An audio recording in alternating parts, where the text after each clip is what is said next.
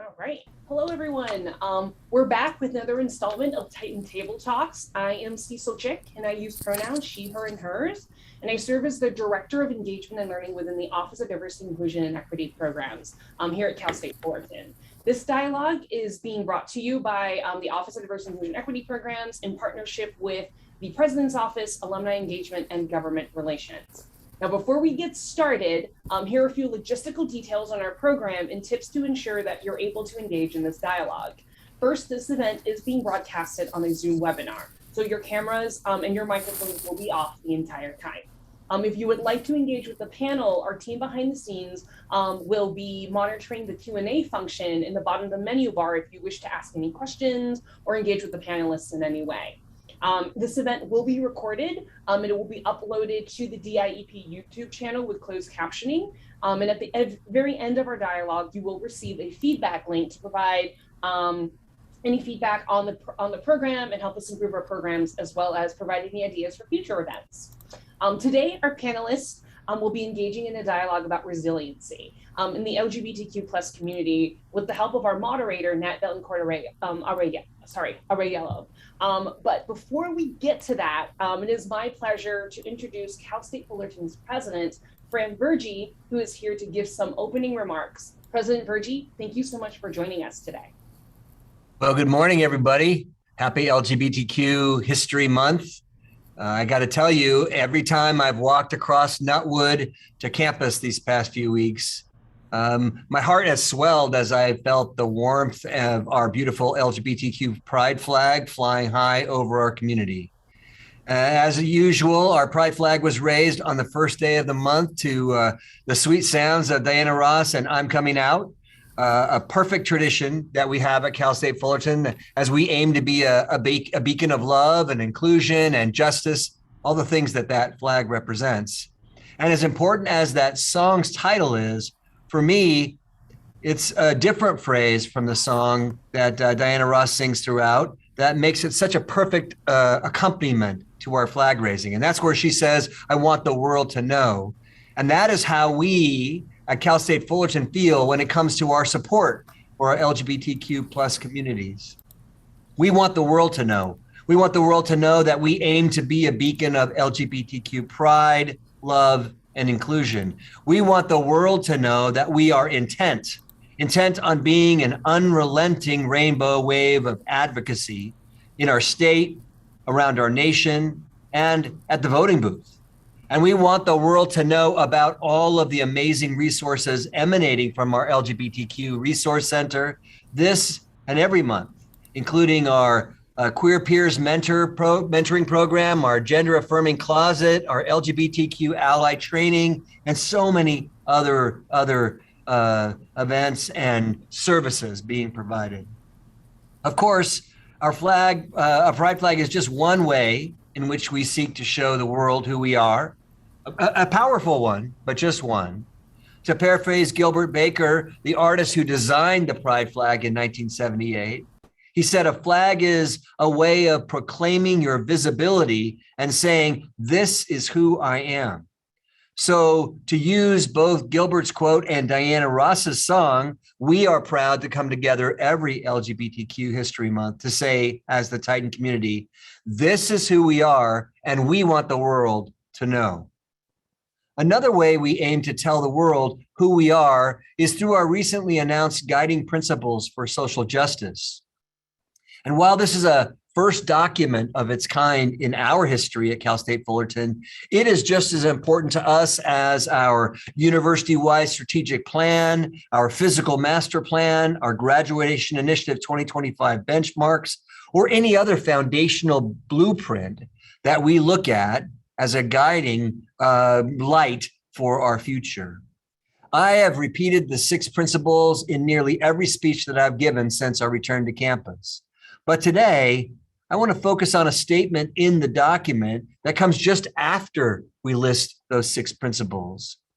It reads, and I'm going to read it as a quote, it reads, to be an actively inclusive, equitable, and anti-racist campus, we must engage in transformative intersectional work with among and between the various communities that are consistently relegated to the margins of society. We cannot separate the conversation between racial justice and justice for all marginalized groups when the oppression and the liberation are interconnected. Instead, we must step back, examine, and discuss the historic parallels of racial justice and other human rights movements, such as the immigration and LGBTQ plus movements. And that's a portion of what we're talking about today. Stepping back, examining, celebrating for sure, and discussing what we've achieved so far, but also examining, discussing, and planning how we can do more moving forward. In doing so, we recognize that throughout this pandemic, our support of our LGBTQ plus communities has been and must be interconnected with our stance for Black lives, our protests against Asian hate, our advocacy for immigration rights, our efforts to eradicate the digital divide, and all of our efforts to relieve the historic injustices that were exponentially exacerbated during this pandemic. Sadly, throughout this pandemic, this interconnection has often gone unrecognized, both locally and nationally. For example, the social justice movement that took place in the summer of 2020 is rarely talked about through the lens of the countless LGBTQ communities of color who were targeted, including the trans, non-binary, gender non-conforming people who have been attacked and killed in this nation over the past 20 months. When folks talk about the economic consequences of the pandemic and the increase of homelessness, rarely is it mentioned that 40% of California's homeless youth are LGBTQ, or that there are 0 shelters for homelessness for our LGBTQ youth in Orange County. And when we talk about COVID-related unemployment, few of us stop to learn and then actually contemplate that nearly 65% of the LGBTQ people and their families in our communities experienced pandemic job loss, compared to just 45% of the non-LGBTQ households.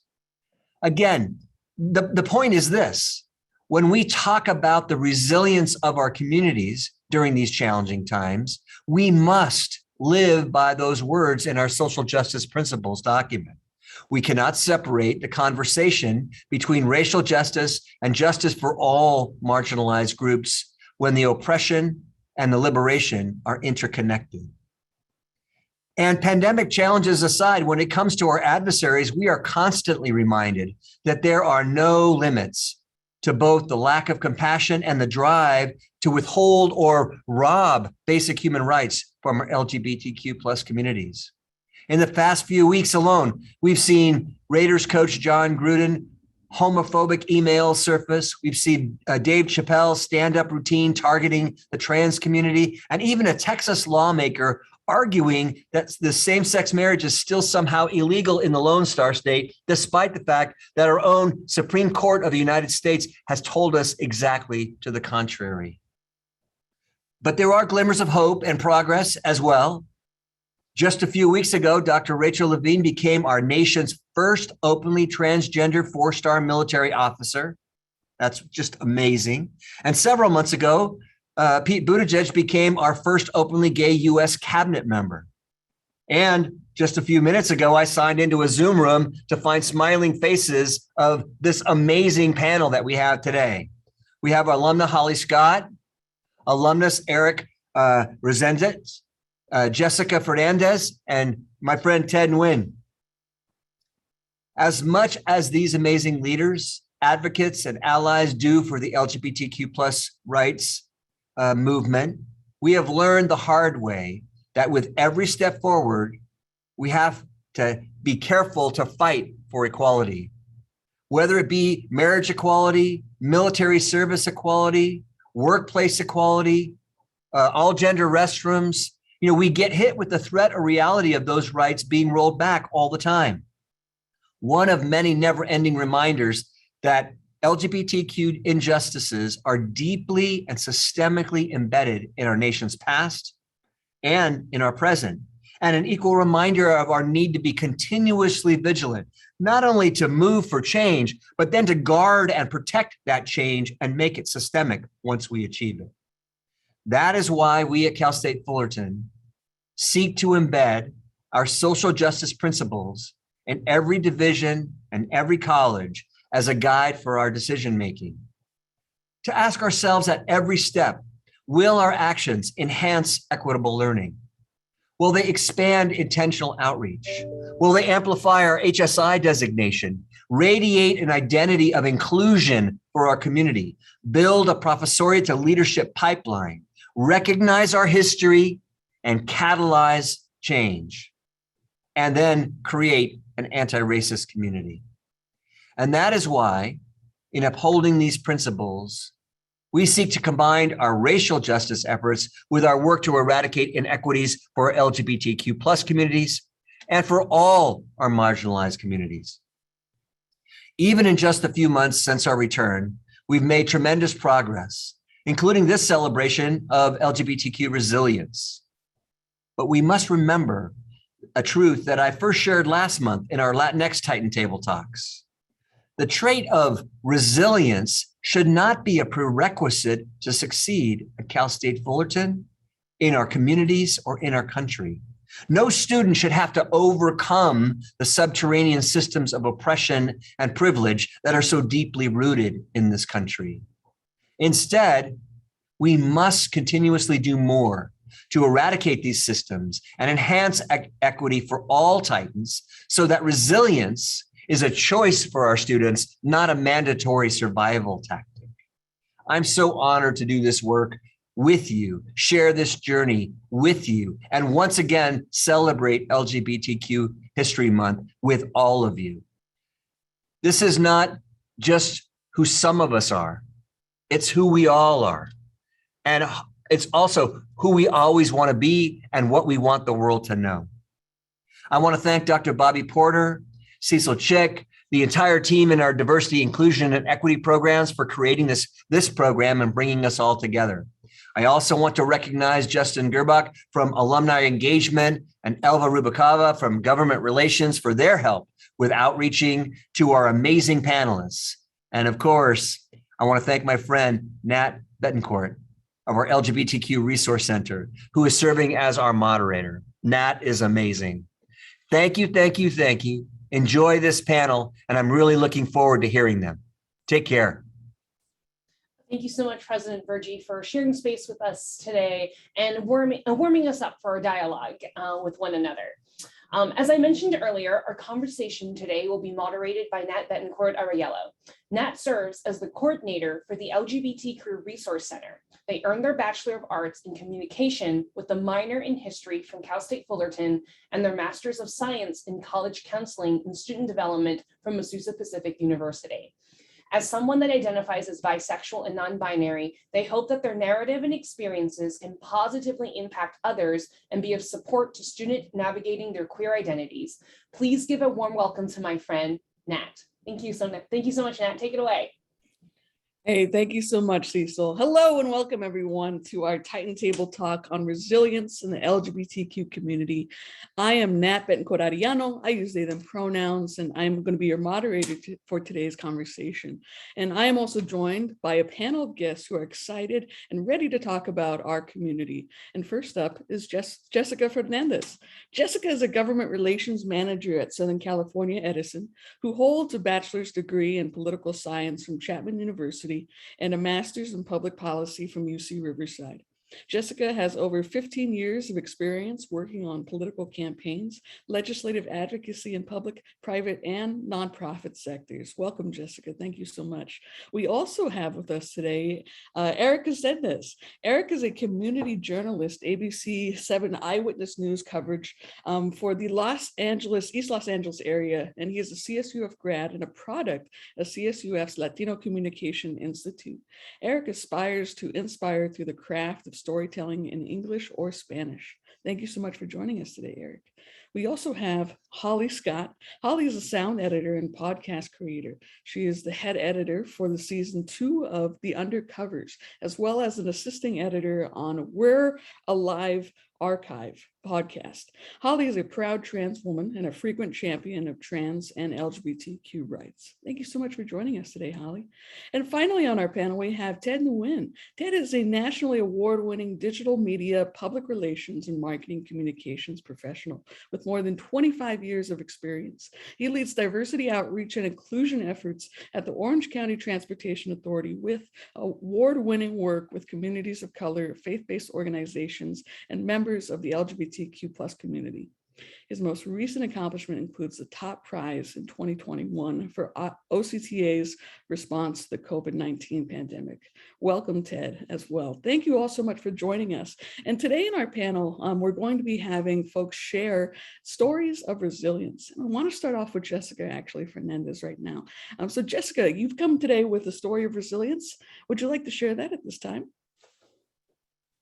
Thank you, Nat. Thank you very much. I appreciate it. Absolutely. But first, I want to start by saying that I am just honored to be in the company of such great people. I really appreciate the message from President Virgi and Nat, your comments. So, while I'm not a former Titan, I went to the school down in the county in Orange. I do come from a long family of Titans, very proud Titans, and I've gotten the opportunity to work with this amazing campus. So it's just really personally a thrill for me to be here. As I thought about the theme, resilience, and certainly what we're celebrating LGBTQ history, I thought certainly, there's a lot that we've experienced in these last year, 2 years, so, with the pandemic and in different ways. But when I really, dug in and thought, how could I share my story best when it comes to resiliency, I think it was looking inside and being authentic and sharing my story. So that's what I'm going to do a little bit today of what resiliency has meant to me. And I'm going to highlight three different points in my life that really stuck out to me. And it resonated with what the president said about resiliency and not having to be a prerequisite. It very much is embodied in our DNA as members of the LGBTQ community, as people of color, as and our gender. It just is, and hopefully one day it won't have to be. But one of my first examples with that is, I'm thinking being on campus. I go back to my time as an undergraduate when I was in college, and at the time, something like marriage equality was just not on the books, and we've come a long way. And I think it's important. I think it's important for us to look. It's great what we celebrate now, what we have now. My wife and I have been married for over 6 years, but it took a long time to get there. And it wasn't that long ago that, in a previous relationship, that was a barrier to continue our relationship because we just didn't see a future for ourselves. We just didn't see how, both coming from families of color, conservative, how that could even be attainable. And so when I think about that and I contrasted with the day that the Supreme Court voted on this, and my now spouse and I on the steps, because we both lived in Washington, D.C. at the time, steps of the Supreme Court, just taking that in. And, we talk about the resiliency, right? It really just, it just adds this other, I sometimes still I'm still at a loss of words of the impact of that because of what I know it took to get there. And we're still fighting for it. Recently we were looking for a new home, and you're looking for a new home. It's already in this market a stressful situation. But here's another barrier for you: is we're looking at homes like you have to write a letter or see how you come up with with the sellers. And as you look at the home and you look at certain religious artifacts or conservatives, will they pick us? So they pick 2 women, and these are just real things. Or talking to our doctors about starting a family and certain things that come up, or a lack of understanding. So these are still things that we have, yes, show up our resiliency, and also a big place to grow. So that's one. And then second, really, for me, family is extremely important. I'm sure for a lot of us that's the case, or at least have played a role in our lives. And for me, being authentic and coming out, it came out later in my life. Being able to still preserve the relationship, specifically with my father, best friends, but also comes from a different time. Also that extra barrier of being from, an immigrant family, conservative, and just a different way of living.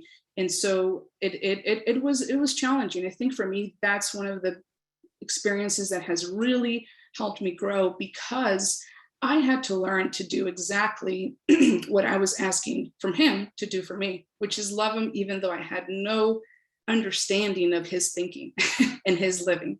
And it was ultimately that. I know it sounds cliche now and a very popular line, but love did conquer it. And now, we really much enjoy each other's company, and that's behind us. But I think that within our circle and within those folks that are closest to us, a load of resiliency shows up when we encounter these situations. And lastly, I'll share my experience with work. I've worked, as Nat, you've highlighted, different sectors: public, private, nonprofit, corporate now, and it has been for me. It's not like it's just you come out once, hey, I'm queer, or as you identify, but it's also learning your identity and how you fit in the community and who you are. And for me, that's also from my choice of style and clothing, my choice in how I carry myself. And so, you still find room for improvement in the workplace of how you carry that on. And it's been for me, even in some difficult situations in certain placements of work, not currently. I love Edison and the inclusiveness that we bring, but in other previous places, how difficult it was to, to go against, sometimes feel like you're going against a grain. Oh, well, this is what should look professional for someone who, to the world should identify just as female or male. And it's helped me to remember, to be resilient, to think of, how we continue to move the needle. How do we continue to make an impact? And that's starting with us to being authentic to our true selves. And as I've done that more in the workplace, in my own circles, I feel stronger, and I've felt the ability to share that more with youth that I also mentor, in how to overcome some of these barriers that I've seen. So I don't want to run over on time, but I thought that I'd share, again, be authentic, share what resiliency has looked like for me in these spaces, and hope that it brings a little bit to our audience as well.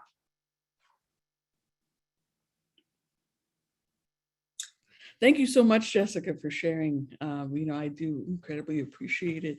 And I especially appreciate how you've touched on, all of these different aspects of your life, and especially speaking to a lot of your different social identities. You talked about, of course, your queer identity, but also expectations of family, and oftentimes how that's rooted in cultural, ethnic, racial. And so can you expand more a little bit on what those kinds of conversations were like, especially because we are a Hispanic serving institution. We have a large population of Latina, queer and trans folks on our campus who are often struggling with that conversation with their own families. I guess, what would you like to share with them if you could? That's great. And thank you for bringing that up, Nat. Yeah, I think, diving a little bit more deeper, I think the conversation with my dad, again, it's just important to emphasize how close we have been most of our lives. And I didn't think that it was going to be, we didn't talk for months when I fully came out and said, this is my partner, and this, and we're serious, and all the things that come from that. And it was months of just really hard moments, because I love him and my mom. I love them so much. And because it was hard for me. It was like, I just want exactly what you guys have. And what you've taught me that I should look for, and I should have in my life as well, and that I deserve.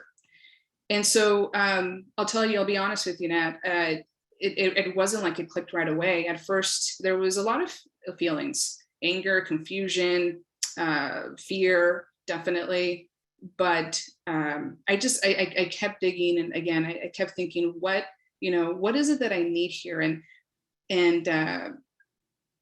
for me is, again, the acceptance. So it wasn't so much of a conversation that clicked for him as it was me just letting it go and being accepting of where he is. He grew up with a father with poor mask intoxicability, a father that was extremely homophobic, and to him that was his hero. So I think it was important to understand his background and giving him that space.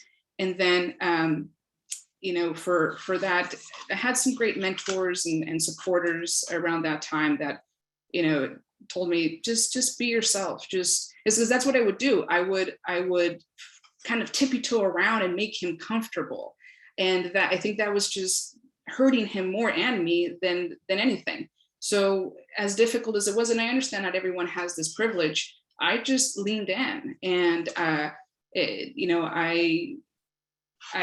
showed him, this is why I'm happy. This is who I have. This is who I am unapologetically, and trusted that he'd come around. And like I said, it wasn't easy and it wasn't quick, but eventually he did.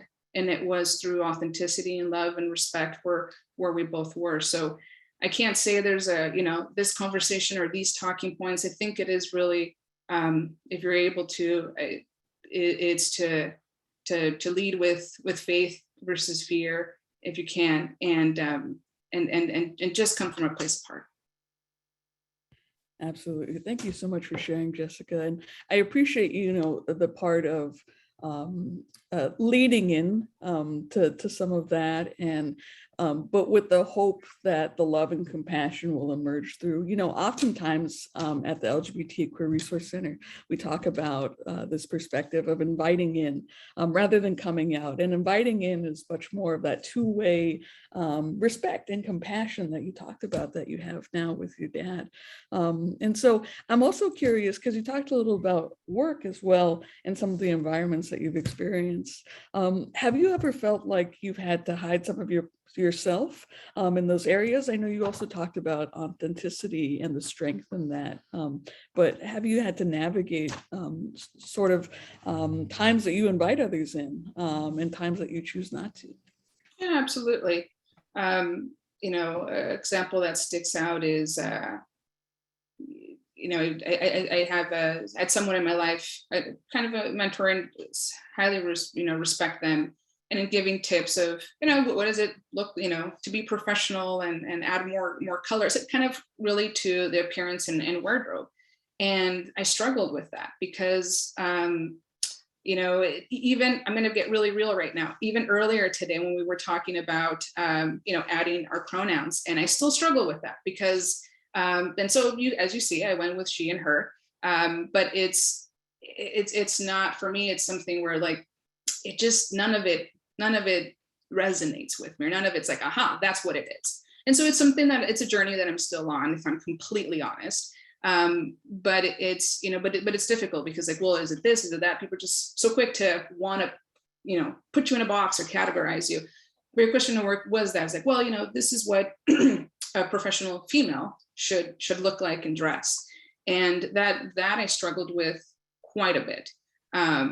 Like I say, about 15 years in professional setting, but for me, it's been in the recent years where just with all of that I shared earlier, you get to a point where, I'm just gonna continue to lean in and continue to invite of who I really am. And I just push back, this is what makes me comfortable. This is who I am. This is how I show up for myself every day, and choosing to pick pieces of, everything that I am. I'm not just one particular area. And it was hard and it was challenging more, I think, for me and kind of the thoughts and expectations I had.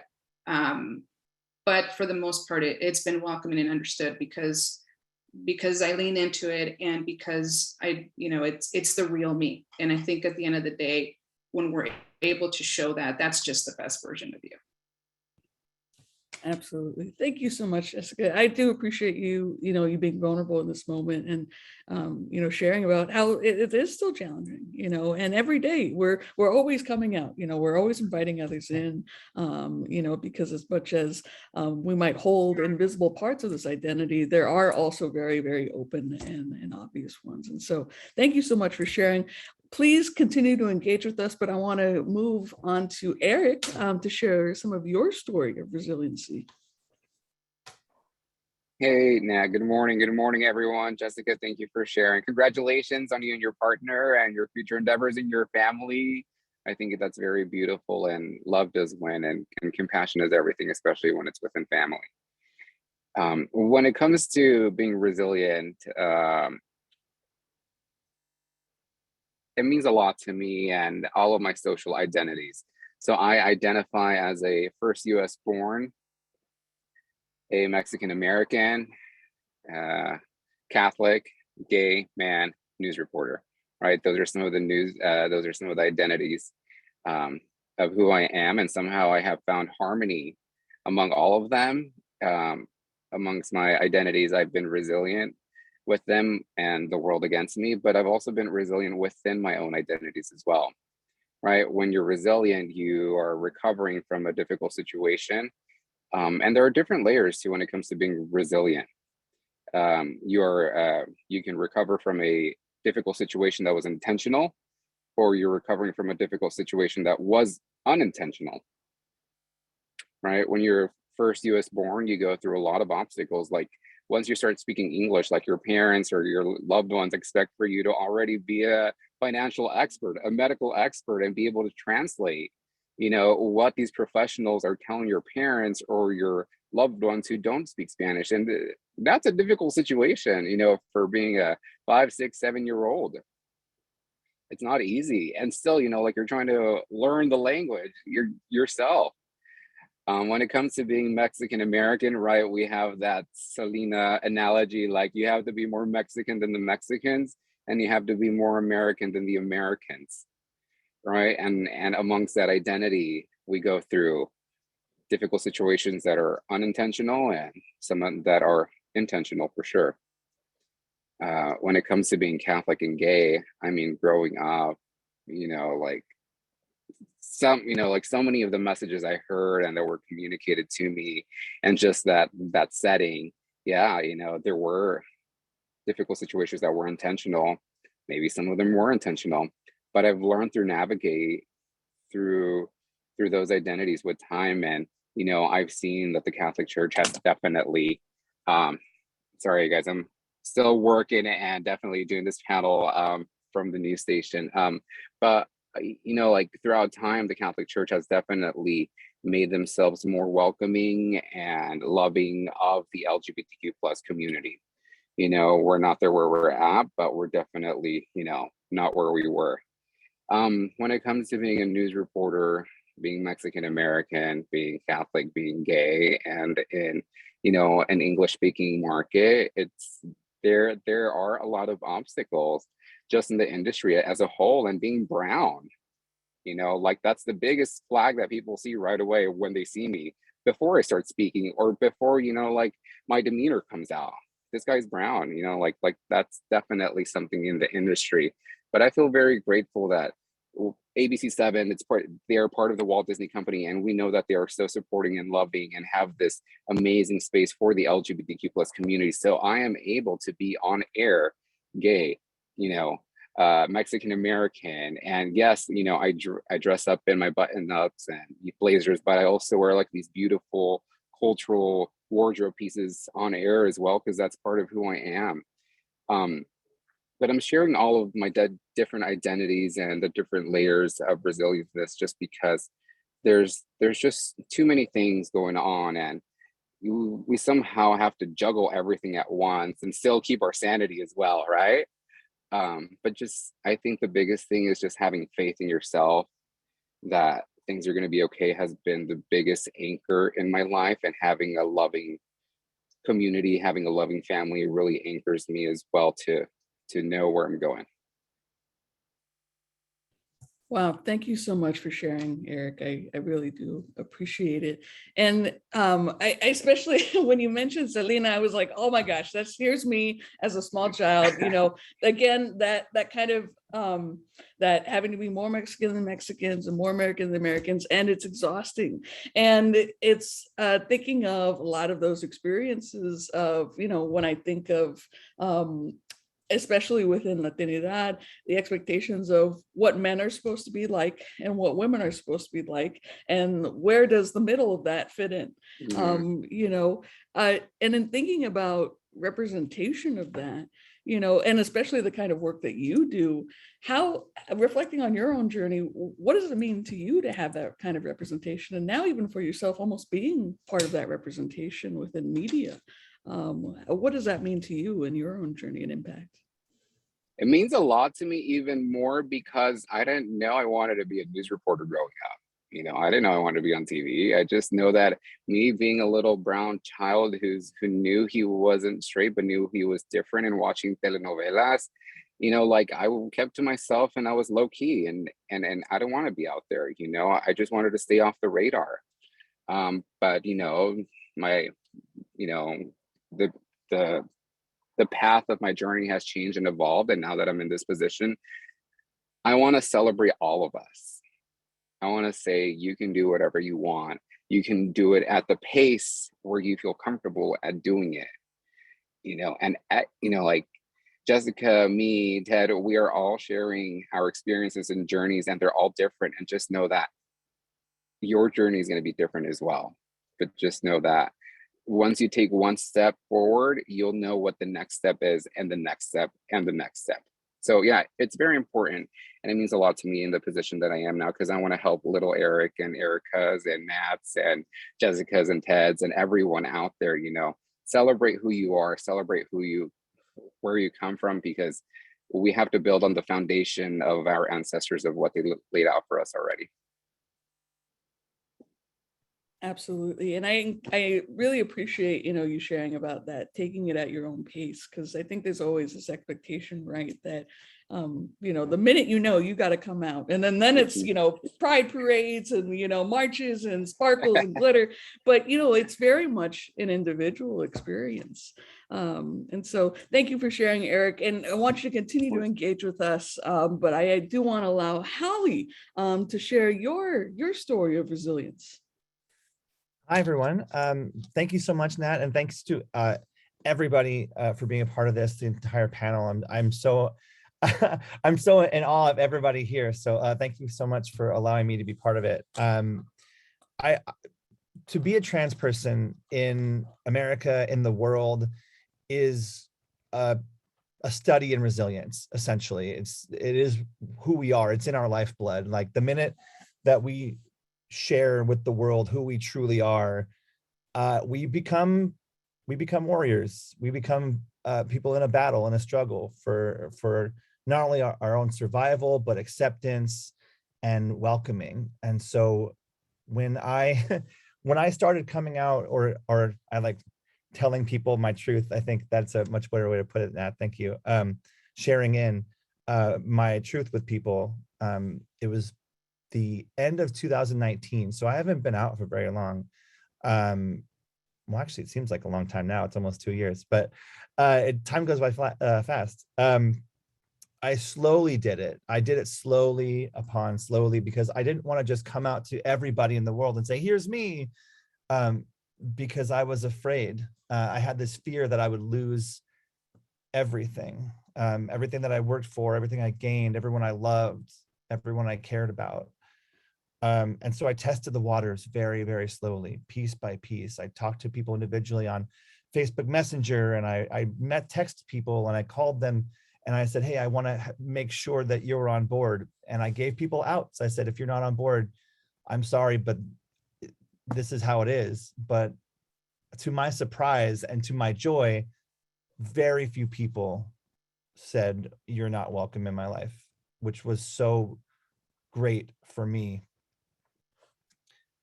I had one person tell me that they couldn't be friends with me anymore. Of the thousands of people that I told both individually and eventually to the greater populace. One person told me that I wasn't welcome in their life. And, you know, I'm not mad at them for it. I understand. And they did it in a nice way, but I still wish that they would take a moment to go and talk to me and figure out why they feel the way they do. 2020, March of 2020, I was at my grandparents' house with a very sick grandfather who survived and is still with us, but he was very sick at the time. And my mother, who was basically taking care of him. And across the table from my mom, while she's panicking, I told her that I was trans. And she said, I can't talk to you about this right now. I've got to deal with your grandfather, but I want to talk to you very soon. Let's have a sit down. And then 3 days later, the lockdown happened, and I don't live with them. So I never got the chance to sit and work it out with my own mother and my own father about what was going on, because they had no idea. And I had to sit in the knowledge that they knew now. And they were the most important. Once they knew, everyone could know. Like 3 days later, I told the world on Facebook that I was trans, and I had that coming out story that everyone, that big post where I showed the picture of me in a nice dress and my newly dyed hair. And but being trans in a pandemic is weird, especially if you're just coming out, because I didn't have people to spend time with. I didn't have the ability to go find and meet new other trans people. I only had the internet. I had what I saw on TV, which isn't great for trans people. And I had myself and my own thoughts. And so for months and months and months, I did what I could do. I watched YouTube videos and I practiced makeup. I bought everything I could find on Amazon and returned most of it because nothing fit. I did everything I possibly could to try to find a way to find my identity. And when the pandemic started to break up and we can see people now, I got a chance to actually talk to people and hang out with people as myself. And everybody told me the same thing. Every single person told me, like, we loved who you used to be, but this is way better because you're happy.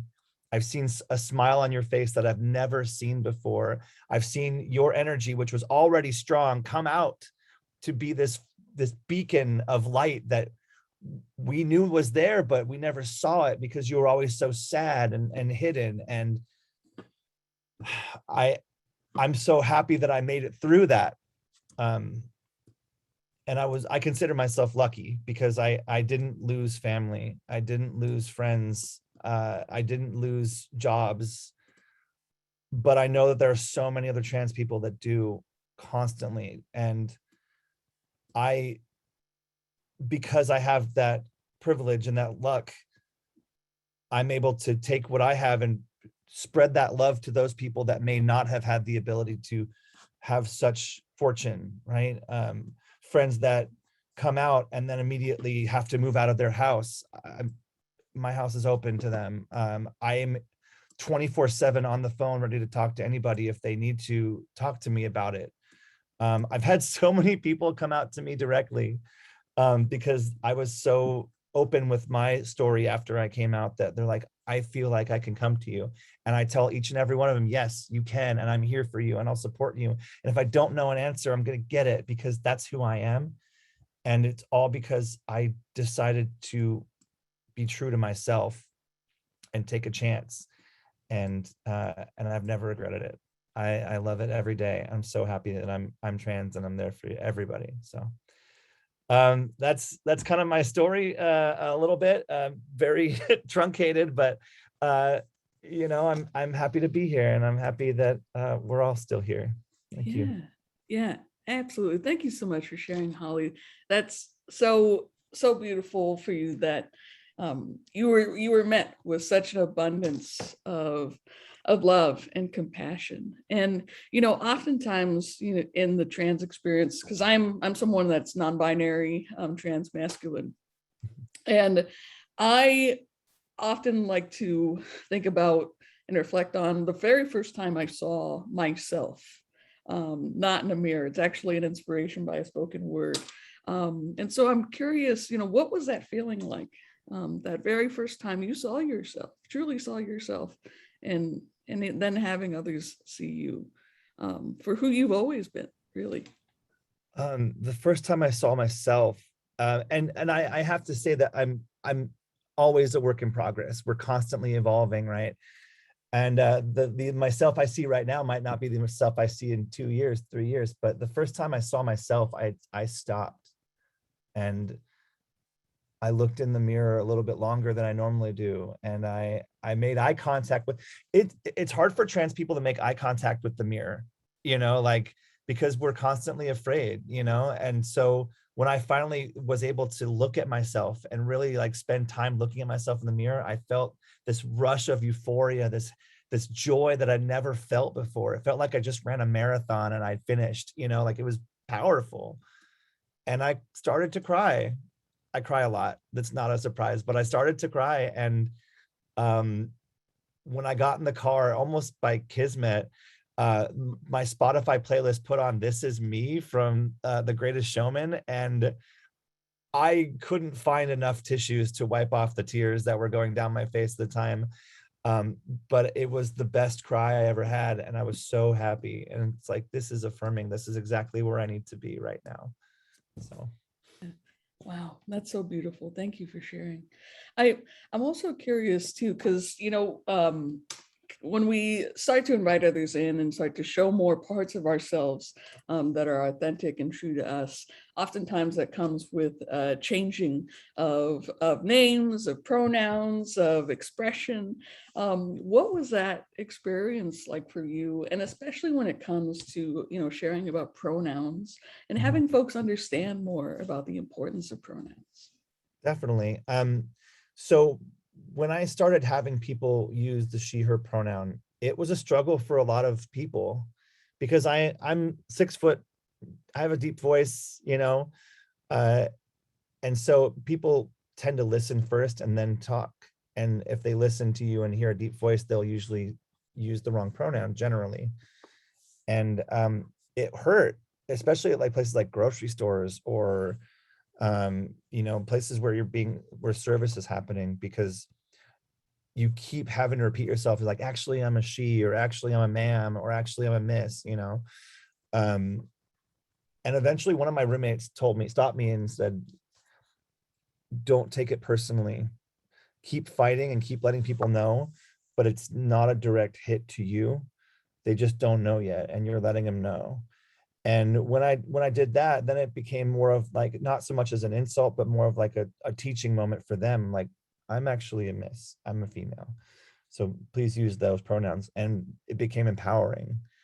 So most people don't even, on the topic of names, most people don't even know my old name, which is funny because I've known them for years, but they just forget it because they're so used to Holly now that it's like, oh yeah, you had a different name before. And like, I did. I'm not going to tell you what it is because it's gone to me. It's not what's on my ID anymore, but I did. And this is me. And they've been very good about using the correct ones. And so I've been very happy to have that. Yeah, I love that sort of making it a teaching moment when you can, because I think that speaks to the points of resiliency, right? Because every day it happens. People will use wrong pronouns for myself. I get misgendered for bathrooms and things like that. But it's one of those teaching moments. It's one of those moments where I messed up with your idea of gender and what I'm supposed to look like. So, so I love that you can kind of take some of those moments as well. Well, thank you for sharing, Holly. Please want to encourage you to continue to engage as well with our different questions, but I do want to move to allow Ted to share his story of resiliency. Ted? Yeah, thank you so much. I don't even know where to begin. It's hard being the last, and so hopefully I'm saving myself the energy to share my authentic, true story. But I've so much appreciated hearing from President Fran, Holly, to Eric, and to Jessica. I mean, it's just so inspiring. Your story is paving the way for so many people. And I just wanted to share my authentic story, and I didn't even know where to begin, but to begin where it all started really is,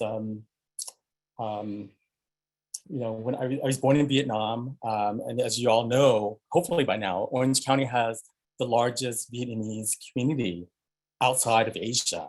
So I'm just really proud of my heritage and my culture, but I'm also proud and can identify with the Latinx community, especially with what Jessica shared and Eric. You talked about your ancestors, and we're coming up on a really important holiday, which is Dia de los Muertos. And there's so many parallels between our culture and intersectionality of it all, right? And so on this day, you invite your ancestors to come. We also invite our ancestors to come be with us. It just happens to be on their anniversary death date. But now I have an additional date to invite my ancestors to come, and that's November 1st and 2nd. So I'm really excited about that, and just really embracing the Latinx Mexican American culture that's so vibrant here in Orange County. And you're seeing the background that I have. I just wanted to kind of share, the history of the LGBTQ plus community is so complicated. It's so, sometimes so painful, but we're making strides. And so as the topic, was just given to us just yesterday, I thought about, what does resiliency mean to me?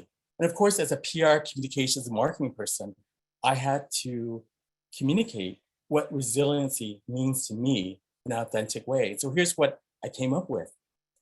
To me, it's about recovering equality. So I'll live in enchantment, not chaos of yesteryears. So for me, it means recovering equality. So I will live in enchantment, not the chaos of yesteryears. So I mean chaos meaning the turmoil that we all face and we all continue to, but we're progressing and getting better. One example of us getting better is something that I just saw recently from Mexico City. A lot of my friends, and Mexico City is my new favorite travel destination. I can't wait to travel there. It's probably going to be the first place I go internationally. But I just wanted to share with you this ad from Doritos.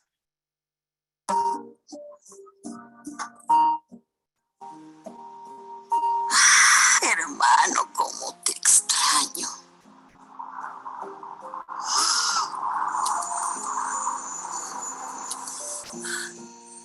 ¡Oh! ¡Tío Alberto! ¡Qué sorpresa! ¿Qué hubo, familia? ¿Cómo están? Alberto. ¿Quién es él? Es Mario, mi pareja.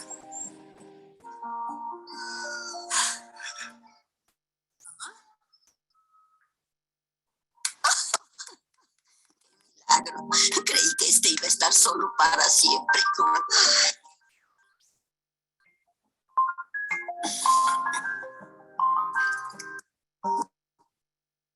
What an amazing commercial, and it's gone viral in Mexico City. I'm so excited, and I love Doritos, but you know what? I love Doritos even more so now. So I just can't wait to embrace Doritos because it's embraced our community. And what an amazing message, right? And it resonates with me as an Asian American because I believe that life continues, that we continue in the afterlife. And to know that my ancestors, and I know that there are many that are gay, lesbian, non-binary, that they can find their true love too. It's so inspiring. I'm so excited to see that. And I wanted to share this with you.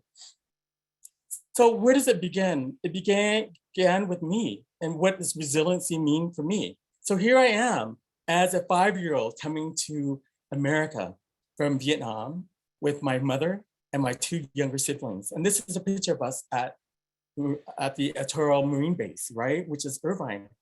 And this picture of me with my Vietnamese áo dài is about 10 feet away from that very spot where I celebrated the Lunar New Year with the Orange County Transportation Authority. Resiliency is about the Vietnamese American community. And there's so many parallels to our community back in 1975 and the community that's now suffering in 2021 with Afghan refugees coming here. You see images of refugees fleeing.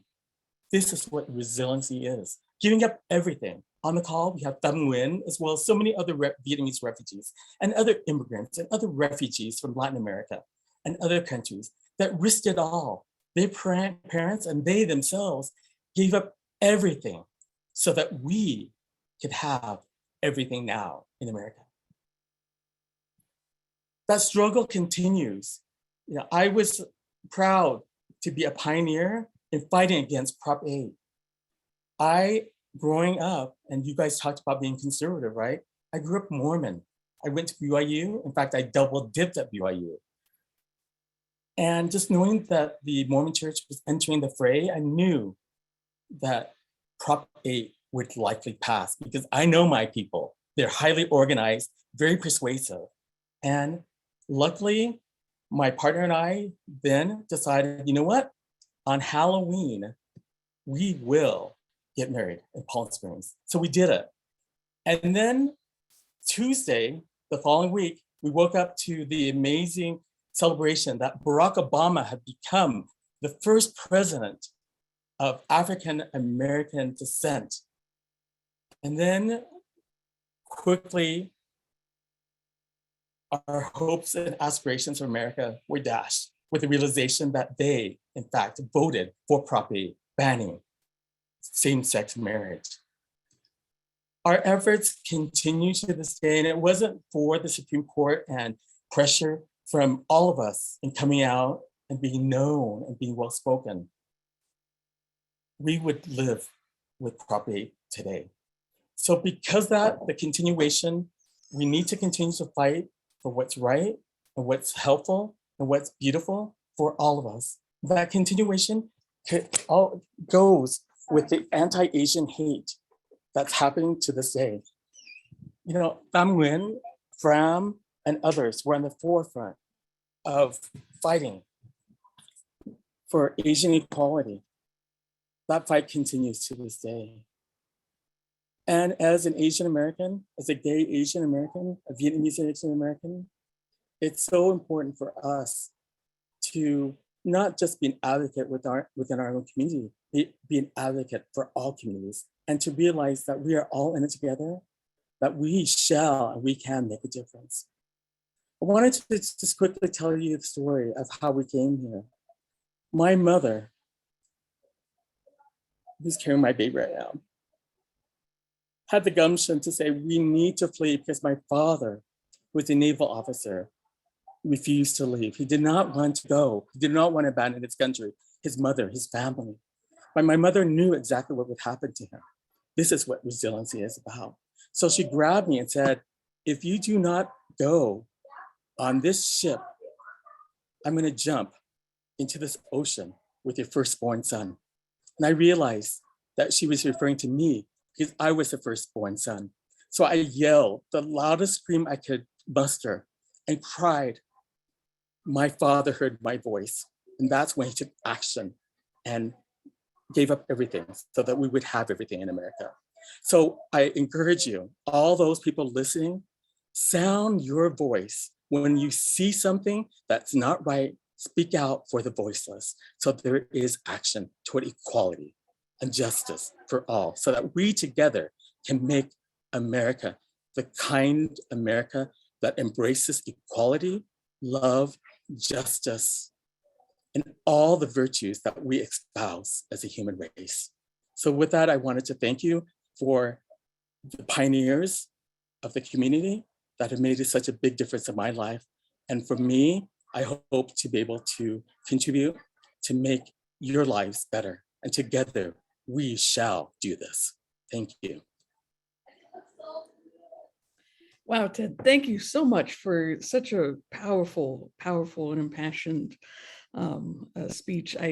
Really, really, really appreciate it. I also want to ask, you know, from your experiences and your identities and all of this, in terms of resiliency, you know, how does a lot of your own experience and your journey, how do you hope to use that to best support the LGBTQ community? What I do think you a lot hope of that it they is- can take away from it? Yeah. Yeah, I think a lot of it's like the organizing power. It's the power of people. It's a connection. But if nothing's, you know, Eric knows this, if you're not broadcasting it, you know, it's hidden. You know, people don't know what they don't know. So it's really important to communicate that, to utilize the media and the power of the media. You know, this is President Fran was at this protest that we had. You know, utilizing the power and to not be afraid to confront injustice where it is and to fight back, and not only to be powerful in action, but also be powerful in the emotion and to love one another even more strongly and be more gentle and be more kind. Absolutely. Thank you so much, Ted, for sharing. And so now I want to just take some time to kind of bring the whole panel back together and ask a few more questions.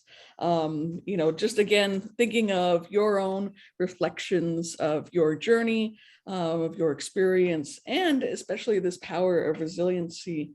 For Jessica, you know, I'm curious, how have you felt that you've been able to utilize your influence and your own power within the different organizations you've been with, especially in terms of policy and public interest, since that's your background? Sure, absolutely. You know, and I think you keep coming back to this about being authentic and resilient. I think as for me, you know, I've spent time in DC. I've spent time working kind of like on the federal big piece, local legislation as well. I think for me, it's very important to keep all of that connected, right? It's easier, and I found that in my time in DC to think big and want that change, but it's also very important to constantly keep the voice, exactly what Ted was saying, you know, to speak your voice and to be heard, and to make sure that along the process while you're working on good stuff, and you know, you want that positive change, that it's very much also driven and included with the community that you're trying to impact. I think for me, it's always very important as I approach my work, whether I've been on the legislative side of things, whether I've been more like on the public affairs, government relations side of things, communications, that it's always a two-way street between the policy changes that you hope and the community that it impacts, and that they're always sharing and talking. And so, I mean, I do that today. It's you know, with at Southern California Edison, and as we look to you know, bring clean energy for California, for me, it's very important that that's the case for all our communities, our, you know, low income, or our communities that maybe these aren't the top topics on their minds, but they're very much going to be impacted. And it's very important that we bring those voices that we learn from our communities as well. So keeping that open dialogue and keeping that in mind is very much how I approach my work. Wonderful. Thank you so much, Jessica. And Holly, similarly, how has your own story shaped how you do your work and engage with the LGBTQ community? Well, I have the benefit of having two companies that actually work really well during the pandemic. And so one of them I created with some friends. And from day one, I said, this company is going to be open for all people and equal, or I'm not going to be here, period. Like, that was not negotiable. I said, this is an LGBTQ friendly company. When eventually we get to the point where we have an office, because we don't have one yet, we're still very, very much virtual. It's going to be welcoming for everybody, and we're going to take applicants, and we're going to do everything from all walks of life and all lifestyles and all genders and all everything, because I didn't want anyone to think of a company that I was involved with and think in any way that we weren't supportive of the LGBTQ community. It wasn't going to happen. the other company that I work for, the podcast company, Wayland Productions, existed before I was part of it. But they were so good, everybody, to a person of allowing me to be myself and also ask me questions about, about my experience so that we can use it potentially in podcasts. Like, we make sure we create characters that are written with the right mindset and with the right, everything. So that way, that's been very helpful for me, is to use my voice to amplify in that way. And also just being in public, being outside, being visible is huge for a lot of people, because they see a trans person in real life. I'm here, I'm out, I'm saying I'm trans, and I'm surviving and thriving. And that is enough to help a lot of people find their truth. Thank you so much. And yeah, I think, again, thinking of representation and the influence we can have is so incredibly important and impactful. Eric, similarly, how are you able in your work to highlight more stories that are centered in LGBTQ experience and talking about, some of the stories and narratives that we don't always hear? I guess, how are you able to utilize your work to put more focus into the community? Thank you, Nat. I cover East Los Angeles, which is a predominantly Latino, populated area, with parents who are luchando, who immigrated. They're, very similar to my path and a lot of other, first gen Latinos. I think my upbringing definitely, yes, it did help me shape who I am today, but it also helped me not only sympathize, but empathize with the people of the community of where I work and report in. Yes, Boyle Heights, East LA, Santa Ana, Compton. Yeah, they usually make headlines, right, for shootings, officer-involved shootings, etc. Right? But now I'm very grateful for my position as a community journalist, because I'm able to bring a different spotlight into East LA and showcase the amazing leaders who are making a difference in their community to uplift each other. So it just helps me better, know what they're saying, hear what they're saying, understand what they're saying, where they're coming from. But now me as a messenger, I am able to better dissect that and explain that to a broader audience. That's wonderful. And I understand you're also an alumni of Cal State Fullerton. And so what was that experience in trying to navigate, a professional setting, but also being authentic and true to yourself and understanding where you did come from and who you are, and now trying to put that in this professional setting, especially as a student, for future journalists out there? Yeah, thank you. I think my identities have definitely, I have learned to know what that identity means, embrace it and accept it. And since the day I was born, I feel like I've been able to add on to that, right? Being at Cal State Fullerton did definitely, and especially with the Latino Communications Institute, shout out to them, putting a plug for them, check them out. They're amazing, and they've helped me how to luchar, how to be resilient in the professional world. My parents, my mom was a housekeeper, my dad was a cook.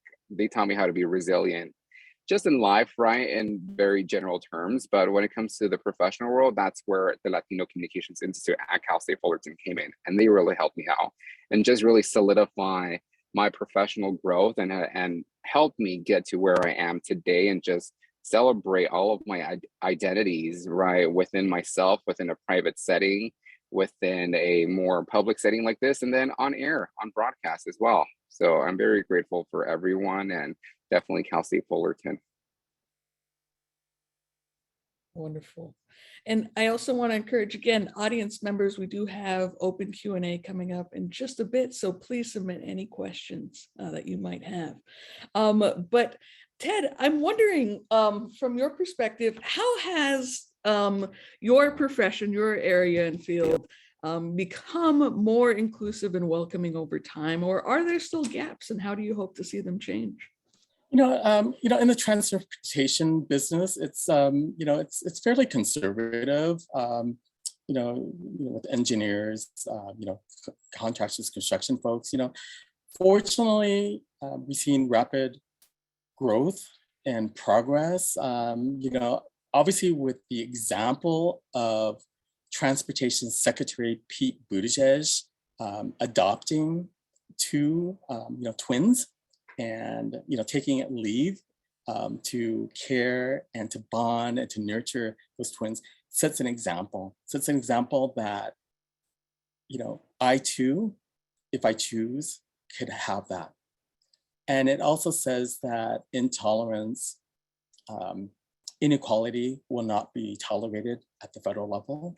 So I'm very heartened by that example.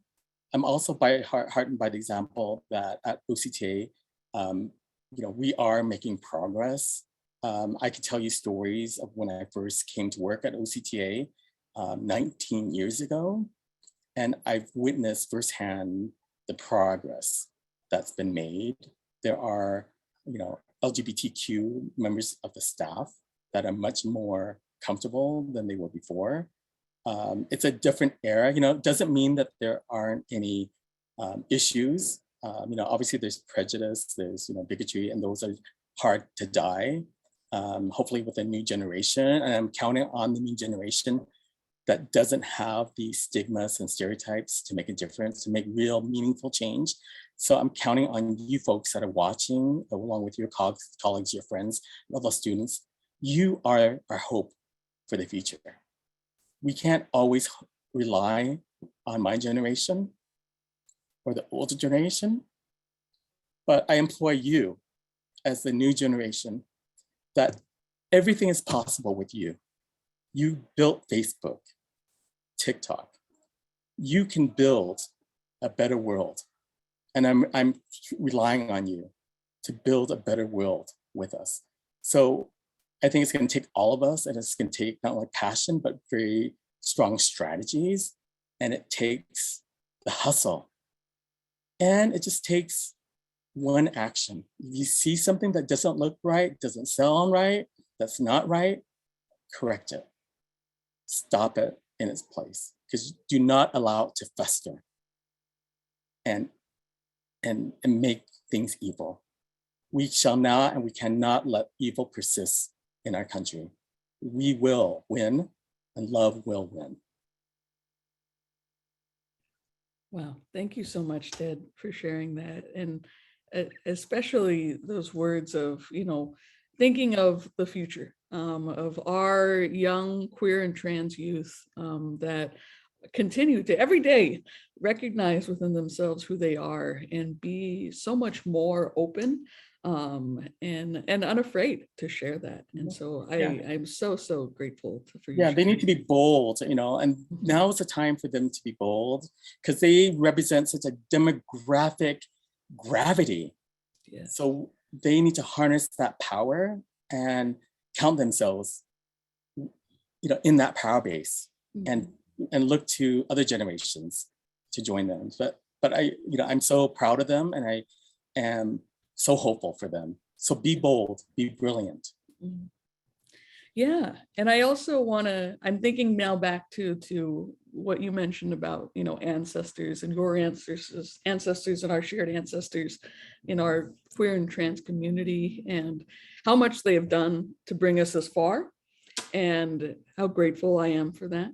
But also how far we still have to go and looking towards that future. And I'm so delighted and feel empowered in that. Yeah, and we need to do it because of our ancestors, right? Mm-hmm. They gave us everything. Now it's our turn to return that favor and build a better future for us, so that when we join them in the afterlife, we're going to be in a position to embrace them with more equity, more justice for them. Absolutely. Well, wonderful. Thank you so much, Ted. And thank you so much to all of our panelists. I do have a couple Q&A questions here that I have for you all. And some are directed to some folks and some I will direct them to you. But the first question actually is for Jessica. The question is, did Jessica and her wife find they needed to hide their identities at times, including such as not adding their marital status in their home offer letter or other areas? Yeah, great question. Thank you for that. I think it raised concern for that particular moment. We were fortunate enough that our agent is also queer, and I was very understanding. We can talk through that. And I think we just like had a moment of where, we've come so far, yet there's still, room to go. We didn't, continuing to be authentic. I think as we talk about, how can we continue to build upon that? It's important that we live our authentic selves, and that we continue to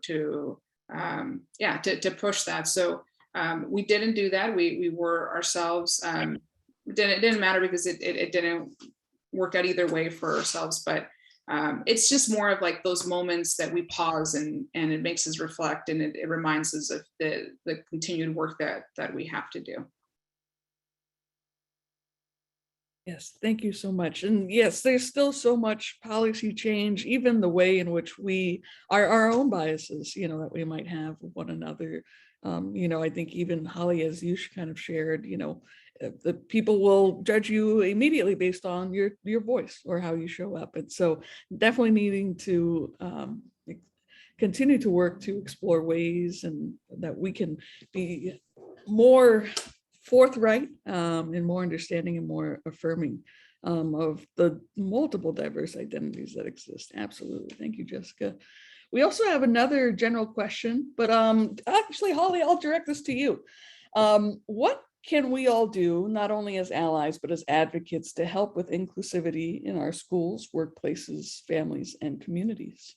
This is such a great question. It's one that I actually get asked quite a bit, and there's a lot you can do. The first thing and foremost thing, you said it right in your addressing of yourself, but advocate is, you can advocate for anybody at any time. A story that happened to me not too long ago, I was at an event, and the person that was working with me misgendered me horribly, called me Mr. and Sir, and it was rough. And I was gearing myself up to answer them when a friend of mine was with me, stood forward, a cis person, stood forward and said, that is not her name. That is not her pronouns. That is not who I am, who she is. You will address her as the respectful way that and I stood back and I was like, thank you for that. Because without advocates and allies advocating for us, with us, I would say, it's hard because we run out of energy to fight that fight sometimes, and it's just, we shut down. But if we know we have someone strong right behind us or right next to us fighting along with us, it gives us more energy to fight every single day. So to answer that question, yeah, the number one thing you can definitely do is be there with us, not just for us, but with us, fighting with us, because we love the support. And beyond that, the other thing I can recommend is do a lot of research. There are a lot of websites online. Look into them. That's how I learned a lot of my stuff, was I did a lot of research. But obviously, don't just take the first website you see as fact. Dig deeper, like you're writing a paper, right? But that will definitely help. And then people like me can be there to answer the questions for you, to kind of fill the gaps that you might not know. That way we're not constantly educating all the time, because that gets very tiresome as well. But if you say, hey, I read a thing online, is this true? It's a lot easier for me to go, that's not quite how it works, but let me kind of help you with that. Or to go, yep, that's absolutely true for me. And thank you for looking into it. So. Yeah. Oh, no, I absolutely hear you. Just the amount of times that it can be exhausting, having to do those teachable moments, advocate for yourself. So when you really got somebody there that can stand up and take on some of that labor, it means so much. And it's the safety in it as well, to know that, you're supported.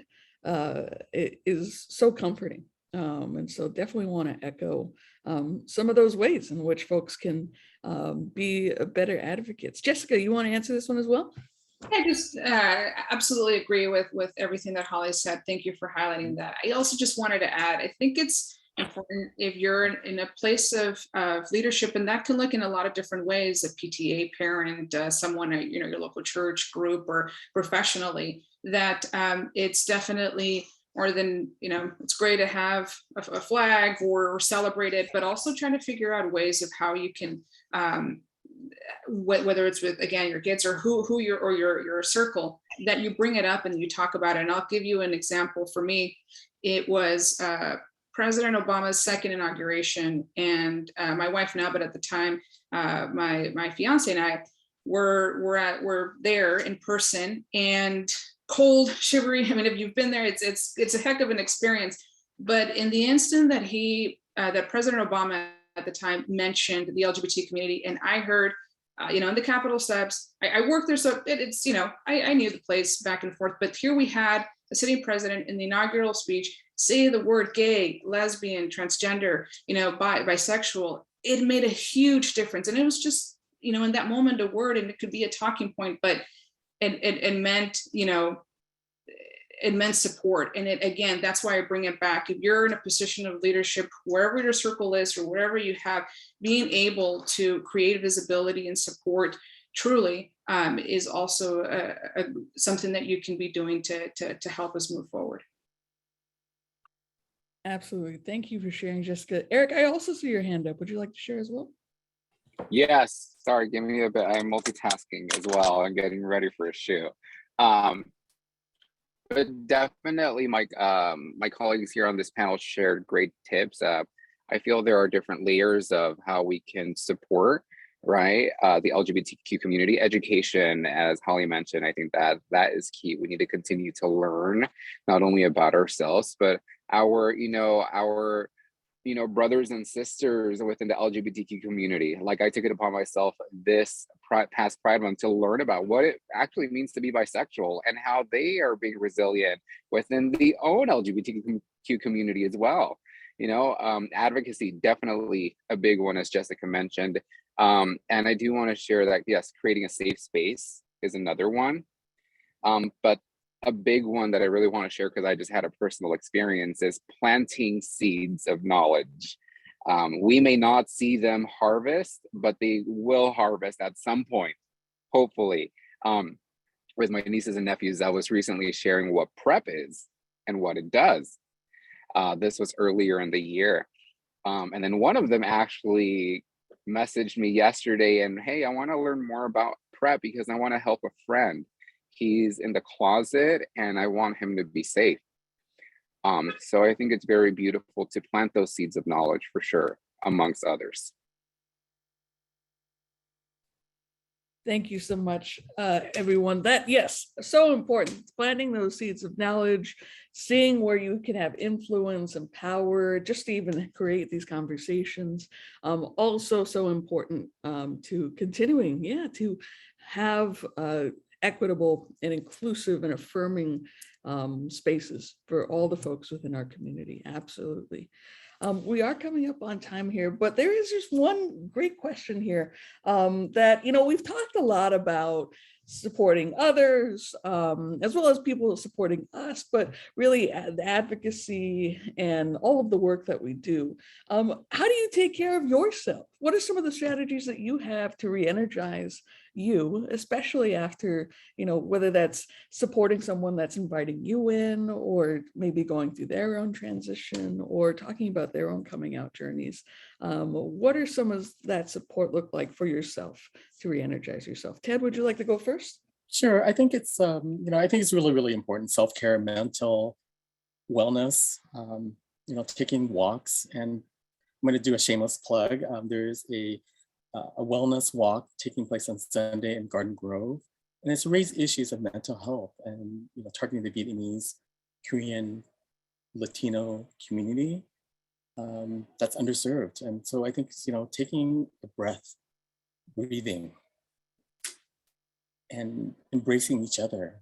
It's been so difficult during COVID-19 right now, but I've been working with so many passionate folks, as part of the Nailing It for America program, as well as moving forward together, providing 80,000 restaurant meals, PPEs, and I need to remind myself and the others to take time for yourself and your family and for your loved ones.